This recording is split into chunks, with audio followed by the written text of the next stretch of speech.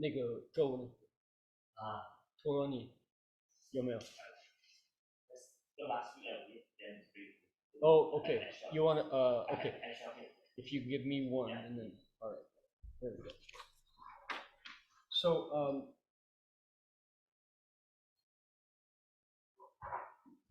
my goal is to explain this so that it's yours, so that you all say, yes, I know I know what the Heart Sutra is, I know how to use it.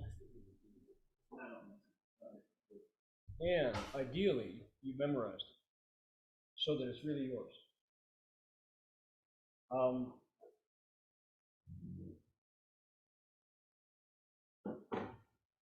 Up until just recently, education, not just in China or Asia, but in Europe as well, education was memorization. You recited the canon, the texts that had the right stuff. Children were taught to memorize. This was there was no exception in China, for example, and China's influence went to Japan and Korea as well, Vietnam. So the teacher's job, the teacher came in with a stick and gave the children, usually they started out with texts like the Xiao Jing, the classic of filial respect, or the San Zi Jing, the classic in 3 characters. Every phrase is dot, dot, dot, dot, dot, dot. 人之初，性本善，其正见，其正见。那个 then they gave them the 100 family surnames, the Bai Jia Xing. Then they gave them the classic, the essay in 1,000 characters, Qian Zi Wen. Those are the first things. And if the kids memorized those, they could progress. If they didn't, that was education. They learned that and that was it. Once the child progressed past those basics, then came Confucius's 4 books, Si Shu, which was the Analects and the Great Learning and the Mencius and the Doctrine of the Mean, the Lun Yu and the Zhong Yong, the Da Xiao and the Mengzi. Those were meant to be memorized, recited from memory. The teacher would come in and the teacher would go,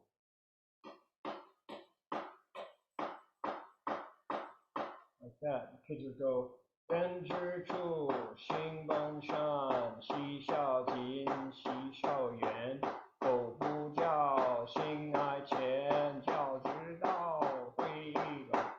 Like that. And that was it. The teacher would give an exam.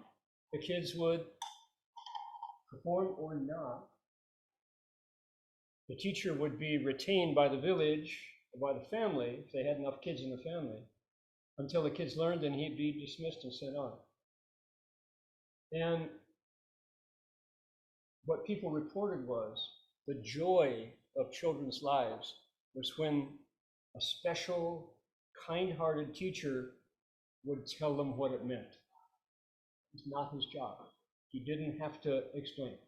They didn't get to know what it meant. They only repeated. They only memorized it. The idea was kids before puberty can memorize easily. They're not thinking about boys and girls. So their minds are like sponges. They just absorb it. They'll understand it later. That's the theory. Right? Rarely did the child get to study beyond that kind of crossroads, beyond that milestone. I remember hearing a conversation about there was at Berkeley, our great treasure was a man named Zhao Yuanren, Y.R. Zhao. He was and his wife, Mrs. Zhao. They were famous for taking Chinese syllables and putting them into Romanized ABCs. His system was called Guoyu Romazi, national romanization. Anyway, he talked about his childhood. He said he was so lucky because the tutor that his family hired to teach the extended family kids, which were 20 some, liked to have the kids understand. But it was after class. The teacher was willing to stick around after class to explain what the kids had just memorized. And they said, oh, they were so thrilled because now they knew what it meant.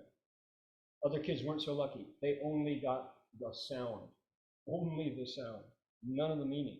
You know, it's like, how is that possible? Yep, that's the way education went. You just repeat it. So that's what we're going to do. We're going to repeat it by the sound. And if you're lucky, after class, I'll explain it. You have to pay me. No, I'm kidding.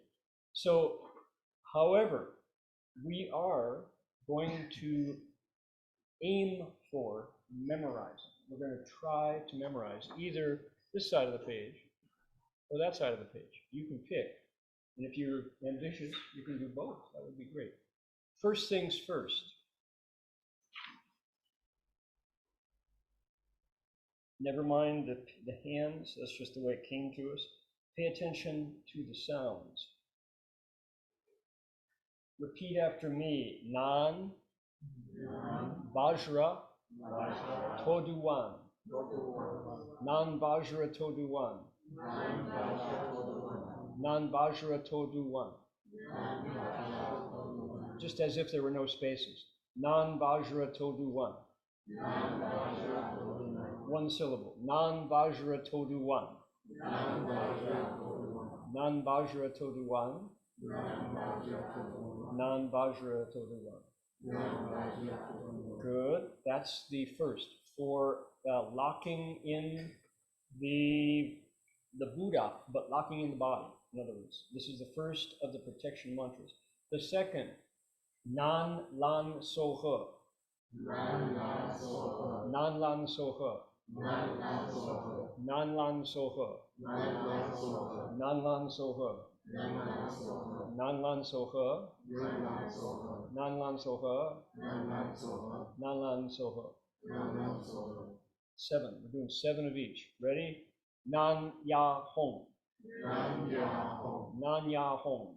Nan Ya Hong. Soft vowel, hong, not hung. Okay? Nan Ya Hong. Nan Ya Hong. Nan Ya Hong. Nan Ya Hong. Nan Ya Hong. Nan Ya Hong. Okay, interesting mnemonic device that will help you memorize.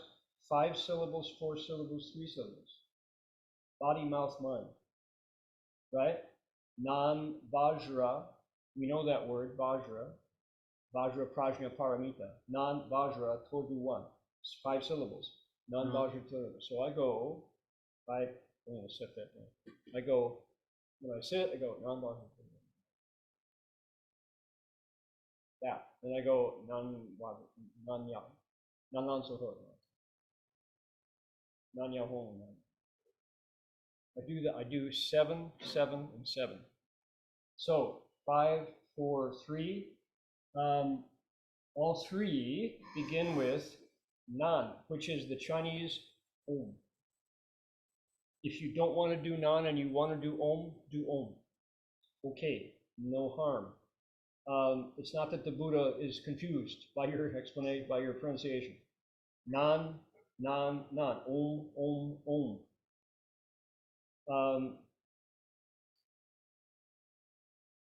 Here is Swaha, which is Swaha, success, lucky. Sopoha.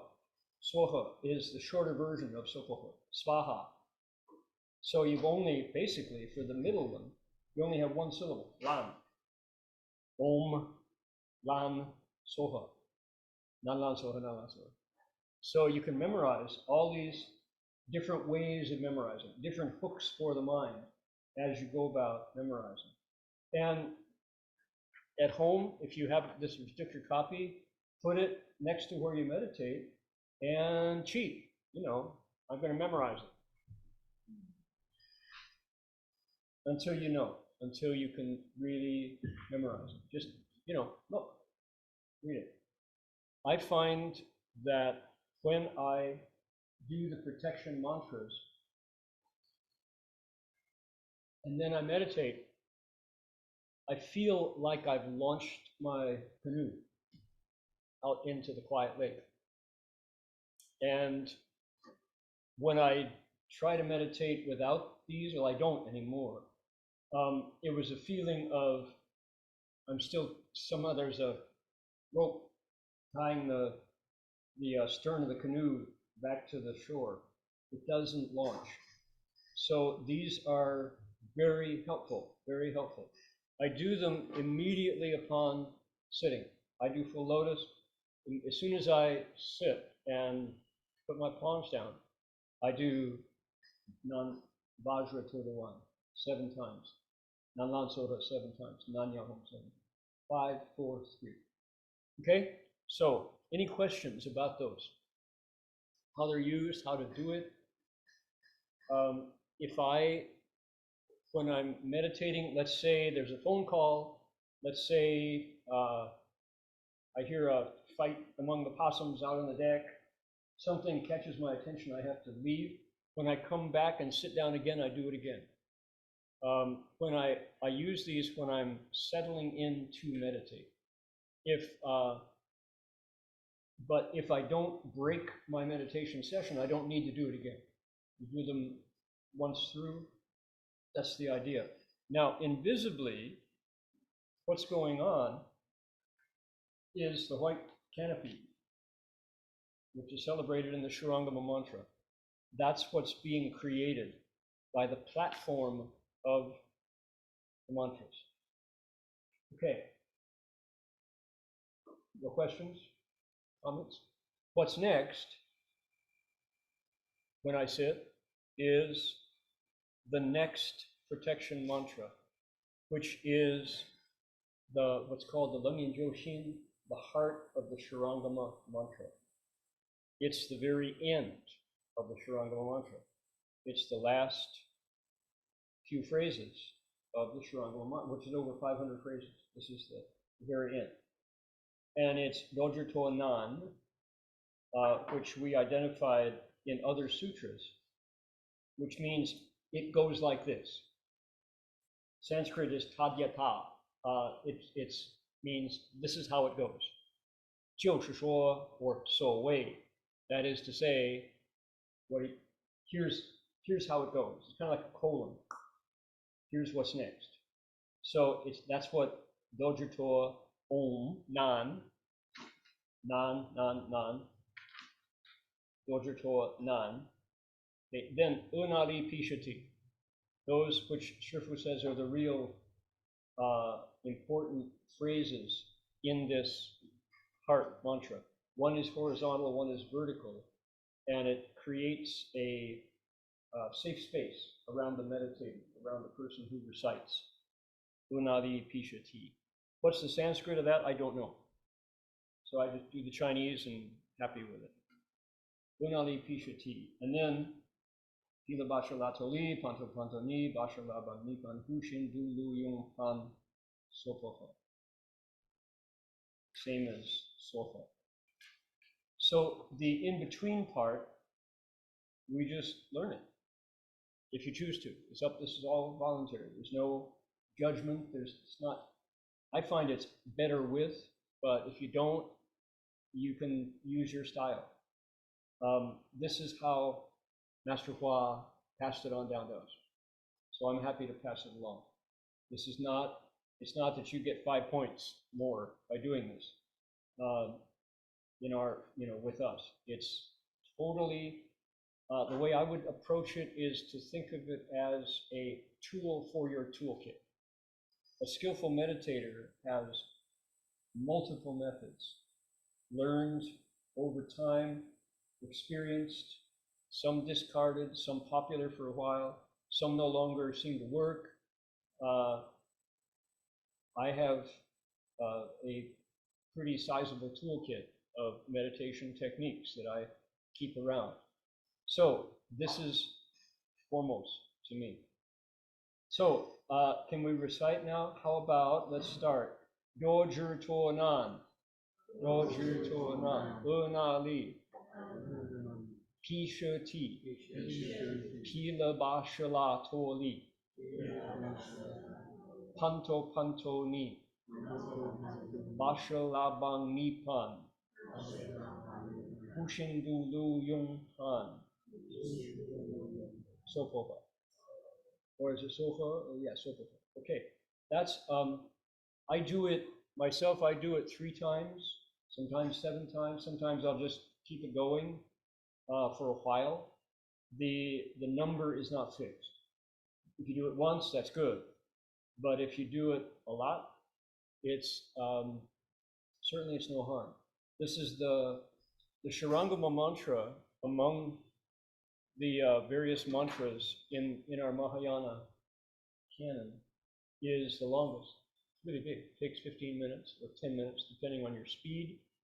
It's a container. It contains all kinds of other smaller mantras. And over the years, Master Hua taught me, now I think I have about 5 different pieces of the Shurangama mantra for use at different times, just little phrases that he would just out of the blue, he'd say, okay, for a good memory, recite this. Early in the morning, when you first wake up, recite this. Before you meditate, recite this. For protection, recite this. For smashing demons, if you feel like you're really under demonic attack, he would say, and you're like, demonic attack, Sherpa? And you say, yeah, and recite this. So if you want to really concentrate before a sutra lecture, get your mind in order, So the Shurangama mantra is this huge, long collection of smaller mantras with 5 particular different uses. There are 5 divisions in the Shurangama, and they have there are different for different purposes, including such things as bringing good luck, auspiciousness, such as healing illness, such as one is destroying negativity, when it's a counter to evil mantras, which are really out there. There is black magic in the world, and Master Hua taught us about the presence of evil mantras. He said, just they're nothing but bad juju. They're black energy mantras. So there's that. So there's bringing auspiciousness, healing illness, destroying evil. Zhengjang. One is for zhengyi, for increasing benefits. So when there's goodness, it fertilizes goodness. And the one of the major divisions is for tying up baddies. This sounds so melodramatic, when the sun is out and you're in the 21st century. But this is unapologetically, it's called the secret school of the Mahayana, and it's shamanism of an ancient tradition, and very few Buddhist teachers taught it. It's alive in the Tibetan tradition in some cases, but you have to, so often the border between good and evil gets gray, gets really blurry. And without strong foundation in virtue, it's very easy to lose your way. So that's neither here nor there for our practice of meditation, but I just want folks to know the source of this. The Shurangama mantra is the power tool for our Mahayana tradition's secret school, quote, Mizong, the school, the body of knowledge that has to do with mantras, with magic, with powers, with energy vibration, etc., etc. So Shifu was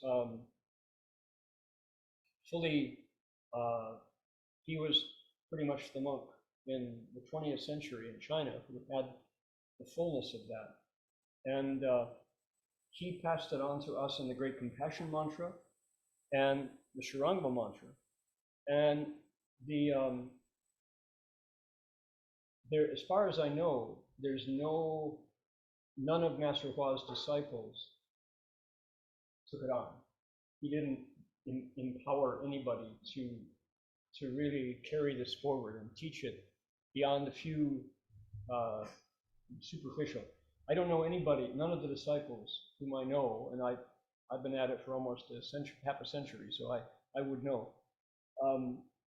I know a few who spectacularly flamed out and went wrong, trying to reach for it and grab it and own it, but I don't think Shifu gave anybody permission to carry this forward in its full flag-flying shamanistic glory. So, but there, for how it overlaps with meditation, how it overlaps with mindfulness, that's all good.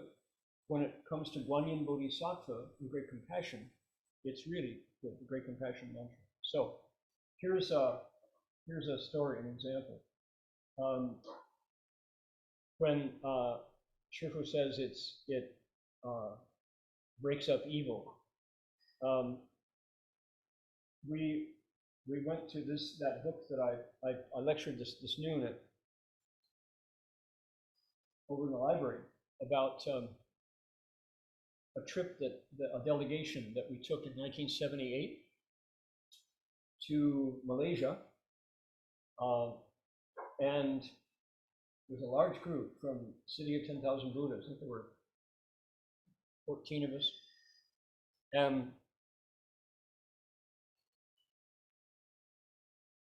When we landed in Kuala Lumpur, we had group meeting every day. And there were monks and nuns, laymen, laywomen, PhDs, ex-Marines, our large group. And Master Hua said, now, he said, you all are naive, you're all young, I don't expect you to know these things, so I have to tell you these things. He said, you're now in the big leagues. This is not a joke, he said. In Malaysia here, and he said Dong Nan Ya in Southeast Asia, that includes Thailand, and that includes Indonesia, the Philippines. He said, there is voodoo, there is sorcery, there are hexes, there is black magic here. He said, do not be naive. Furthermore, he said, I myself, Master Hua, have a reputation in these circles and have been at this a while, and so I have enemies who are trying to harm me, he said, in the invisible realms. And he said, they can't, but they can certainly harm you to get at me, he said. So we're like, oh my God. What? I'm sure. Well, I grew up playing baseball. He said, so here's what. He said, as we go out, he said, we are now in the wind. We are in public. We are out. And I can't protect you all the time. You have to learn to protect yourselves, he said. So I'll teach you the Wu Da Xin Zhou, the 5 great hearts mantra. Wu Da Xin Zhou, 5 large Xin heart mantras. From where? From the Shurangama mantra. One of those mantras that's parked inside the Shurangama mantra. And it goes Dojer Tonan Unali Pishati. I'm sorry, that's the heart mantra. It's so he said, here's the situation. He said, when anybody you don't know wants to give you something, particularly food, he said, do not touch it. Do not accept it. If they give you something to drink, do not accept it and drink it. If they give you a gift of anything from their hands, do not accept it or touch it until you check it out with me or recite the 5 Great Hearts mantra. He said, that's a good rule to practice anyway, he said. And then he taught it to us. I'm not going to, everybody's going to be curious about it, and I don't want to do a half-hearted job, so I'm not going to teach you. It's available in other of his books. You can find it there. So he taught it to us, and he went around their circle.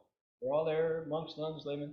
He said, how about you, Alan Nicholson, a boat builder from San Francisco, who speaks no Chinese. Alan learned the 5 Great Hearts mantra. So we all learned it. And he said, okay, now I'm holding you to this. He said, when you go out, says, I can't watch you all the time. When people give you things, when they give you food in particular, he said, recite that mantra. That mantra is exactly what the Buddha gave Manjushri Bodhisattva to take to Matangi's house to break up the evil Brahma Heaven mantra that the daughter of Matangi used to hex Ananda. Manjushri took the Wudashin Jo, recited it, and Ananda came back to his senses. He had been hexed and confused by the daughter Matangi, who used one of the black magic mantras, the Shen Pan Tian Zhe. So he said, so, are you interested? You want to learn it? Yeah, sure. The Buddhist mantra? Yeah, sure. He shakes his head, you people are just so naive. So he taught it to us. So we're out there, and we go to Butterworth near Penang, and the event at night is a lecture in a outdoor soccer stadium. It's a late night event, and Butterworth has enough Chinese Buddhists. The place was jam-packed.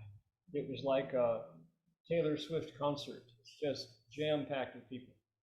And, floodlights on and cheers. And so we left our hotel in a bus.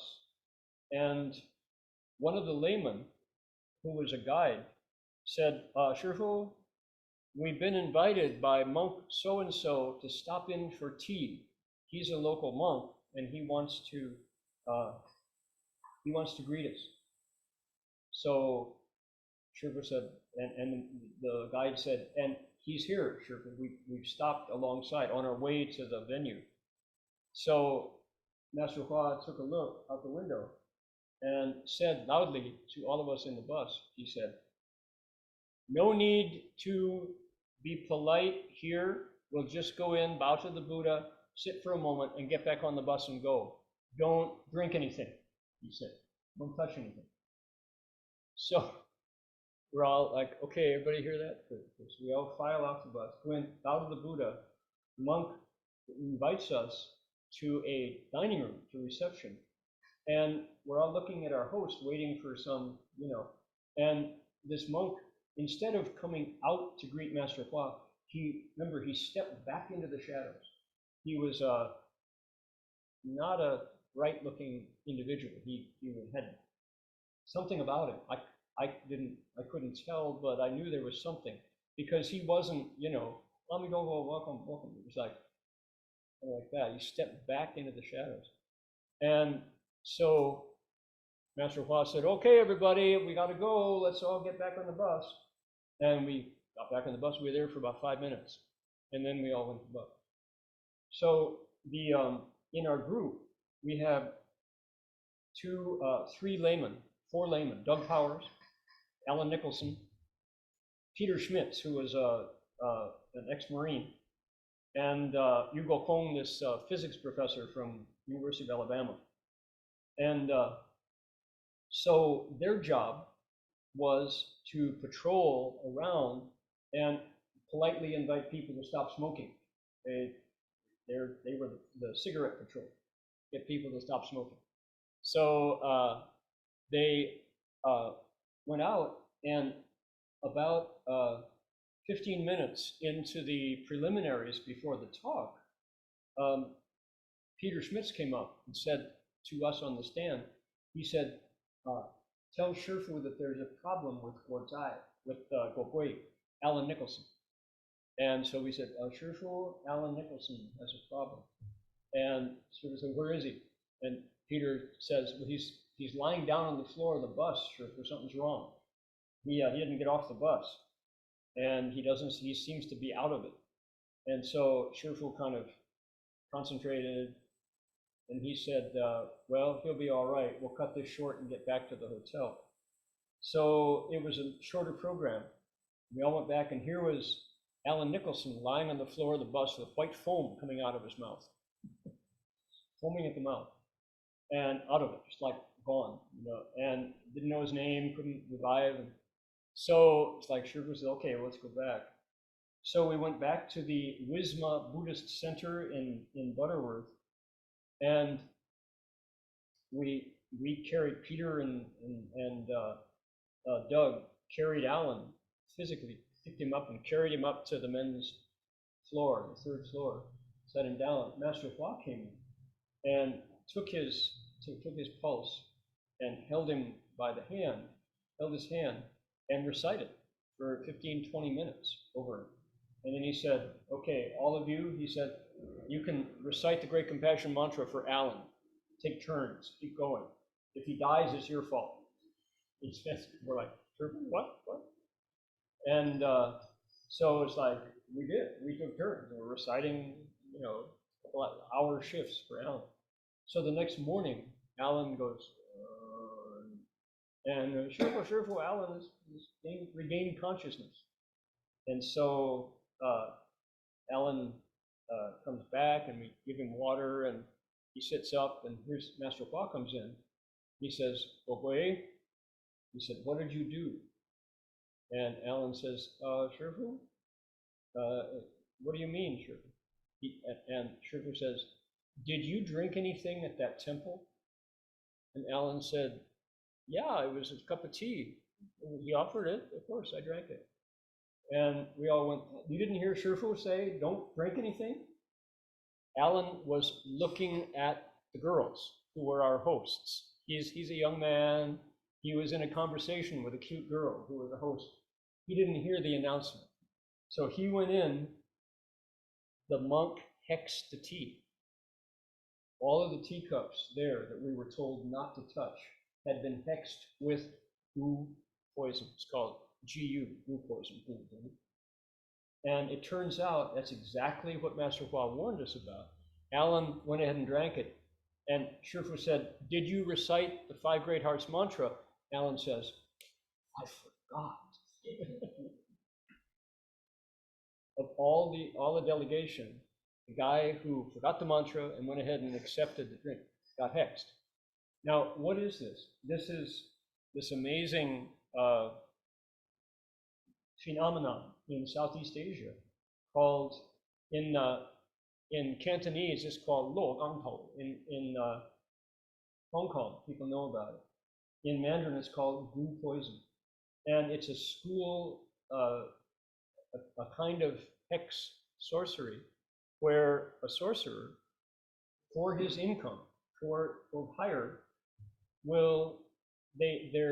I don't know whether it's accurate enough, they say they will take all of the most poisonous creatures they can find, scorpions and redback spiders and red-belly snakes, and they'll put them all together.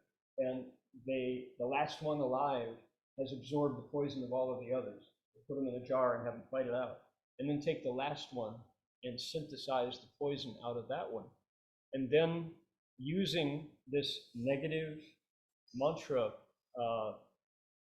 tradition, they will hex the substance and put it on things that people then ingest, either eat or drink or touch. I think you have to come into physical contact with it. You don't transmit it through the air or something. And someone who is hexed by it will lose consciousness, or they become kind of zombified. They're walking around, but they don't know their name. They can't control their body functions. And in Alan's case, he said that he was wandering. He said he was wandering in a very dark place, and he heard sounds, and the sounds were Great Compassion mantra that we were reciting. He followed the sounds and came back awake the next morning. So Master Hua says, Alan, he says, you're on the delegation, you're a Dharma protector, don't go, romancing pretty girls when you're supposed to be protecting the monks. So Alan went back to City of 10,000 Buddhas and was married to Terry Nicholson within 6 months. So Shifu announced that they were going to marry. So he married them. Very interesting. Anyway, so that's my first encounter with goo poison. And as far as I know, nobody else on the delegation was poisoned, because we all assiduously recited the Wu Da Xin Zhou, the Five Great Heart Method. I went, it was now 6 years later, I was the head of the delegation. I went back to Malaysia to do Dharma assemblies. And the first night in KL, we were doing the 10,000 Buddhas repentance in Kuala Lumpur. And this woman, I was one of the ceremony monks playing the wooden fish. And this woman came crawling up to the stage and tried to grab at my robes. And everyone's like, whoa, what's going on? And she was sobbing and inconsolable. And the nuns knew her, apparently, and just physically pulled her back. And she said, here, give this letter to Master Hua, meaning she thought I was Shifu. She gives the letter to him so he can save me. And so it's like, I said, just please, sit down. So we put on gloves to read the letter. And the letter said that her husband was unfaithful, and she had employed a goo poisoner. She went out to find a sorcerer to hex the girlfriend that had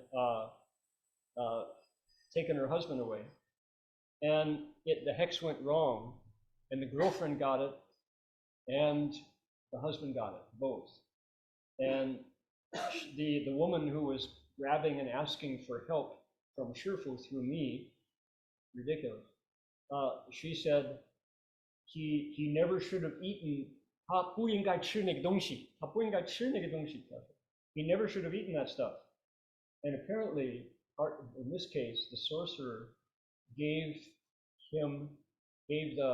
the girlfriend and the husband. The husband ate it by mistake, something like fish bones that he choked down, and then his stomach just bloated up and filled up with all kinds of stuff that doctors couldn't diagnose, and he couldn't eat, and his eyes rolled back in his head, and big trouble.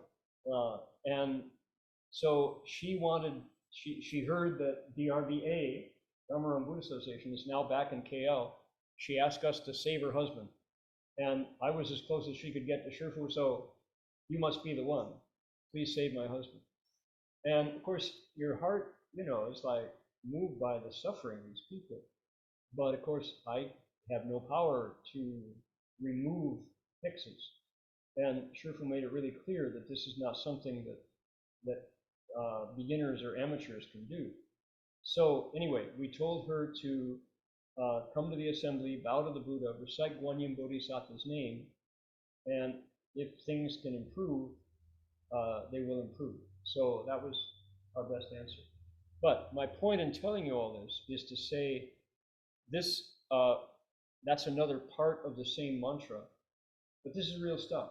And I find that by reciting the protection mantras, these three, and the heart, before I sit, I find things ground.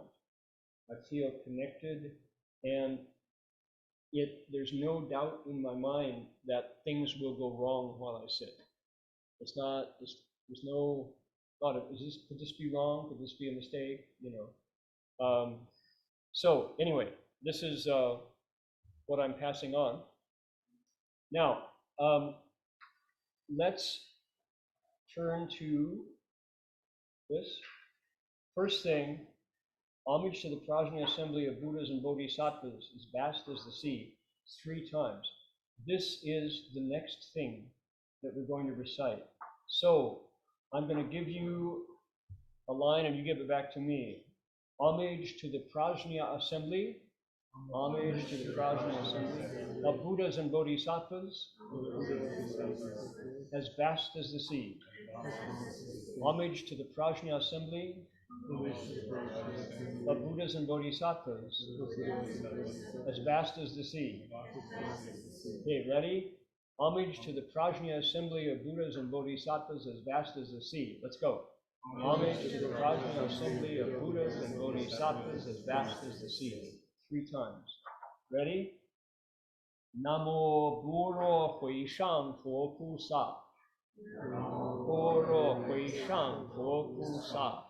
Namo Buro Hui Shang Fo Pu Sa. Namo Buro Hui Shang Fo Pu Sa. Namo Buro Hui Shang Fo Pu Sa. Okay, we got a few fewer at the end. All right.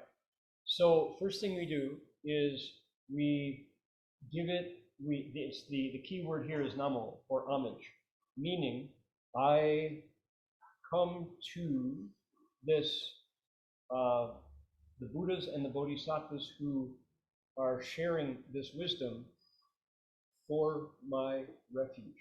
I come to take security from. This is true homeland security. There is security in the wisdom and the compassion of the Buddhas and Bodhisattvas who transmit the Prajna assembly, who transmit the Prajna Dharma in this assembly. So, in other words, the idea is you can visualize you are here, and there's in the center is the Buddha, and the Buddha is teaching this wisdom, and around the Buddha are many, many, many, many supporters and followers and Dharma protectors. Some of them you can recognize, Guanyin Bodhisattva, Great Strength Bodhisattva, and others are all there. But the visualization is, I'm there in front of them.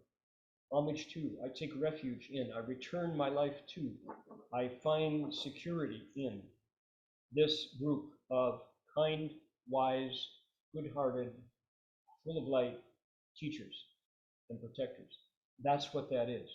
And it's a way to set up what's to come, is I'm going to, with my own mouth and attention and focus and ears and eyes, I'm going to run this wisdom text through my system, through my unit, from beginning to end correctly. So I begin with putting myself in an orientation to the source of that wisdom. And that's what that's about. In Sanskrit, people know the Indian classical sacred language called Sanskrit. Before Sanskrit is carried on as a living tradition in the Hindu tradition, Brahmanism, and it's carried on by a group of people who are priests. They're called Pandit, P-A-N-D-I-T, Pandita, and they are young men mostly. I don't know if any women do. I don't know, maybe so. But I know the men, I've met some. They, from the age of about 8, they are prepared as vessels for Sanskritam. they're going to, their whole lives, they're going to be trained to contain libraries of Sanskrit Vedas in particular by memory. And my Sanskrit teacher at UC Berkeley, Professor Goldman,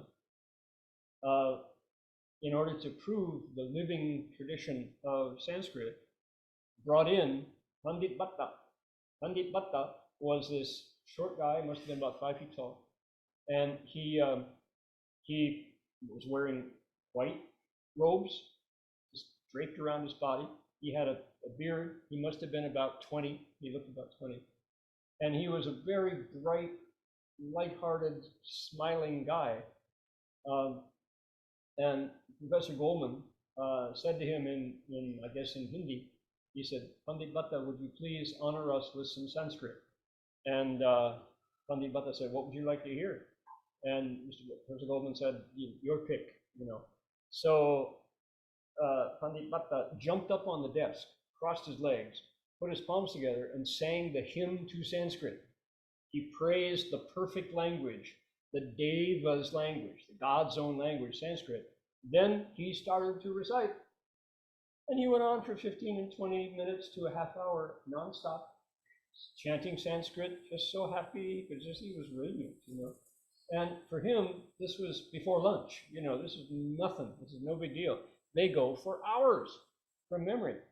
And so Professor Goldman was just beaming, you know, see what they can do? This is living Sanskrit. So the reason I tell you that story is Pandit Bhatta first praised Sanskrit language, then chanted a verse from or a chapter of the Vedas. We too, before we bring forth the Heart Sutra from our bodies and minds and mouths, say Namo Prajna Assembly of Buddhas, homage to the Buddhas and Bodhisattvas, homage to the Prajna Assembly of Buddhas and Bodhisattvas, Vastadasi, 3 times. Okay? That's why we do that. That's what we're doing. We are putting ourselves in relationship to the Prajna Assembly of Buddhas and Bodhisattvas, who I'm told they're really there. I don't see them, but if we're sincere and we recite with a sincere mind, we can take it as if they are there 3 times. All right? Let's try again. Can you do it with me? Let's do 3 times through. Ready? Homage to the Prajna Assembly of Buddhas and Bodhisattvas as vast as the sea. Homage to the Prajna Assembly of Buddhas and Bodhisattvas as vast as the sea. One more. Homage to the Prajna Assembly of Buddhas and Bodhisattvas as vast as the sea. Ready? Namo Goro Hui Shang Po Tu Sa. Namo Goro Hui Shang Po Tu Sa. Namo Goro Hui Shang Po Tu Sa. Next thing is we do the title. Goro Golo Mido Shinjing. This is done traditionally like this. Namo Goro Goro Mido Shinjing. It's done with a rhythmic drum, a wooden drum called a fish. Here's the fish, swimming along, right? Right. So that's the title. In English, it's the Heart of Prajna Paramita Sutra. Sutra is there's 5 or 6 different definitions of sutra. You can think of it as Master Hua would use the classical definitions. When messages used to be sent out from the palace to official messages sent out to the perimeter, to distant outposts or branches of the government. In order to, they would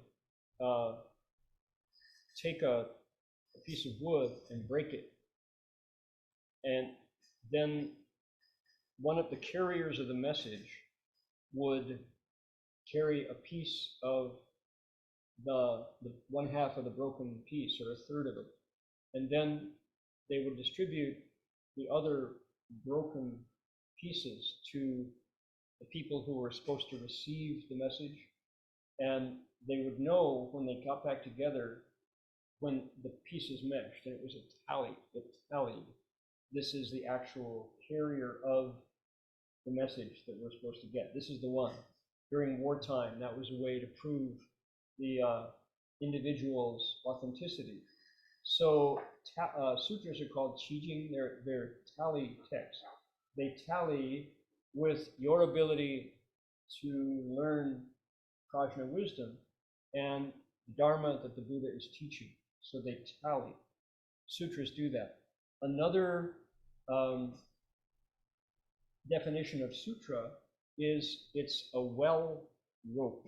When we were living in villages, the well was the source of the water, and your way to get that water up was on a rope, in a bucket. And so the rope was really essential. Sutras are the rope by which that wisdom water comes up to quench our thirst. It's also called, sutras are also known as a bubbling spring, trenchant, where the water comes out of the ground, and it's as much as you need, right? An endless flow.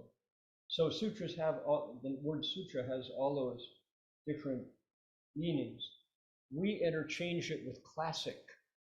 So the Tao Te Ching, the book of the Tao, the founding text of Taoism, is called a classic. It's not a sutra. Yet the Chinese translate it Jing Sing. So this is Boro Boro Mido Xin Jing. Jing is sutra. Tao Te Ching, the classic of the way and its power. Sutra, classic, pretty much interchangeable. But that's the word the Chinese used to mean sacred text. So if we know it's a sacred text, we won't be wrong. In particular, it refers to words spoken by the Buddha in the Buddhist context. So we have three baskets of three collections, three bookshelves that the Buddhist canon is divided into. Words the Buddha spoke, commentaries on those words by men and women who lived later, and the division of knowledge for organizing the community. So sutras, shastras, vinaya, those are the three baskets. Sacred texts, commentaries to them, and the rules for the community. That's where these live. And sutra is that. Words of the Buddha, a well rope, a bubbling spring, a mat, a tally text, all those things.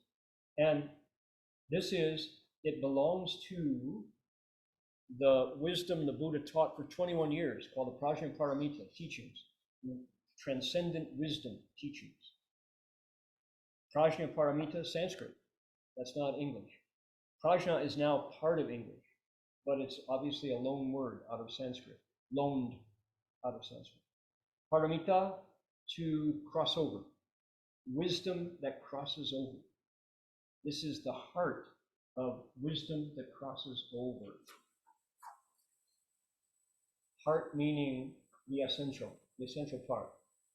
I mentioned earlier, a couple of weeks back, that over those 21 years, the Buddha spoke this much Prajnaparamita teachings for 21 years. It had to do with the monks who at that point were able to enter samadhi. They had experienced emptiness, things in their meditation, starting with their eyes, their ears, their nose, their tongue, their body, and their mind, started to buzz with energy. They lost their solidity. They were able to sit there and things expanded and shrunk. The Buddha said, you're ready for Prajnaparamita. 21 years he taught that wisdom. And yet, it's all one Dharma, which is emptiness. If you had to pin it down in science, you would say matter is neither created nor destroyed. Is light a particle or a wave? The answer is yes, or neither. That can happen when you're meditating, if you're really working hard. Things are not solid like you think, like we think, including the thing that is thinking that it's solid. That's not solid either, nor is the sound of none of those things. The object, the perceiver, and the consciousness of it are all in flux. They're all energy, and sometimes a particle, sometimes a wave, sometimes gone, now back. Right? Matter is neither created nor destroyed. So Newtonian physics, the Newtonian material world corresponds to Prajnaparamita like that, perfectly. So, interesting, huh? This is the heart of that wisdom. The biggest Mahaprajnaparamita Sutra gets squished down into that. That's the whole thing. And yet, so is that on the wall. That's the Diamond Sutra, a longer exposition of the very same Prajnaparamita. There's also the Prajnaparamita Sutra of the king who protects his country. There's also there's about 10 different recensions of the same teaching. This is the essence of it. Okay, time is up. We're there, and we've looked at the protection mantras, the invocation. This is called the invocation. Namo Boro Hui Shanko Prasad, homage to the Prajna Assembly, and the title. Next week, we're going to review this, and we're going to learn this first paragraph, all the different deals that have to do with Shariputra, who is Avalokiteshvara, what is she doing when she's flying by? Is she actually flying? Practicing the Prajnaparamita. Okay? Comments or questions about this so far? Hearing none, we'll dedicate merit. Good luck this week. Is this for us? Yes, it is. Question? You bet.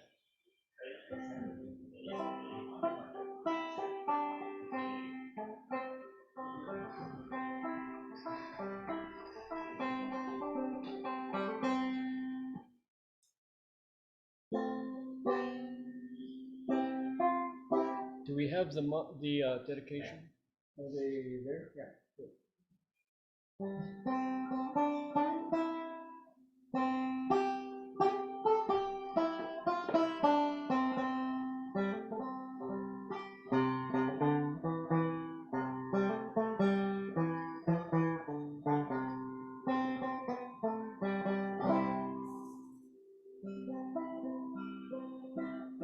This banjo is 90 years old.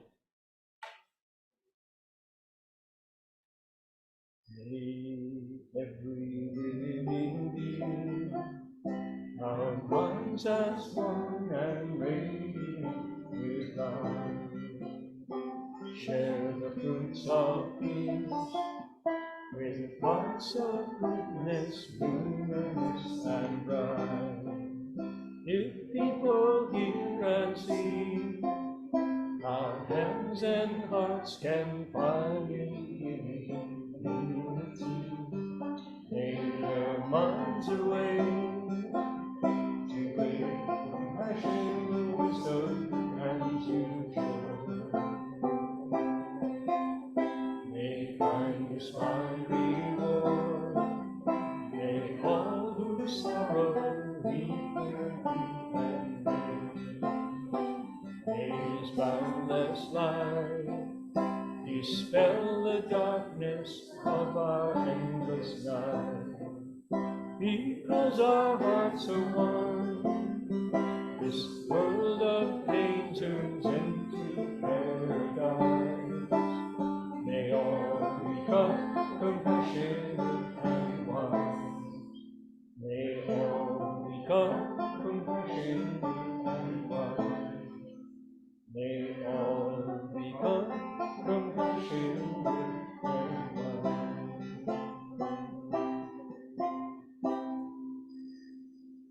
Just to reemphasize that Prajnaparamita is not the teaching of compassion.